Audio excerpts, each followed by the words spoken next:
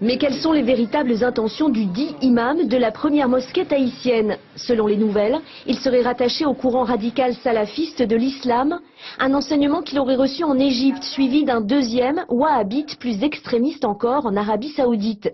Un imam autoproclamé, rattaché à des mouvements radicaux qui considèrent que l'État doit fonctionner exclusivement selon la loi religieuse. Rien à voir avec la loi française qui a rappelé l'association à l'ordre en fermant son lieu de culte. La mairie de Papeete attend toujours les papiers nécessaires à sa réouverture, mais elle est sans nouvelles de l'étudiant de la Seine-Saint-Denis, qui est pourtant toujours à Tahiti.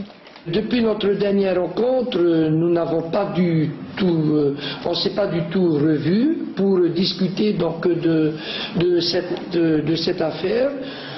J'ai essayé de l'appeler, il n'a jamais répondu d'abord. Je n'ai pas pu l'avoir. Les milliers de réactions sur les réseaux sociaux ont encouragé de jeunes étudiants à organiser une manifestation pour prévenir la population des dangers de l'islam.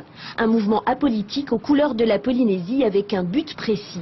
Sensibiliser et informer la population tahitienne de la venue de cette nouvelle religion qui est l'islam en Polynésie et de leur permettre de savoir quels sont les dérivés de l'islam et des parties vraiment extrémistes de la religion.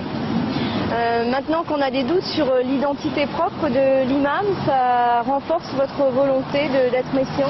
Alors je pense que oui, car les Polynésiens se doutaient vraiment de l'identité vraie de cet imam. La population qui continue de s'interroger sur la provenance des fonds de cet étudiant de 23 ans actuellement sans emploi.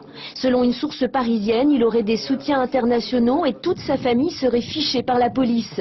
L'homme ne parle pas à la presse, mais nierait tout en bloc. Il a pris un avocat pour poursuivre ses détracteurs. Le Haut-Commissariat de son côté reste neutre et muet.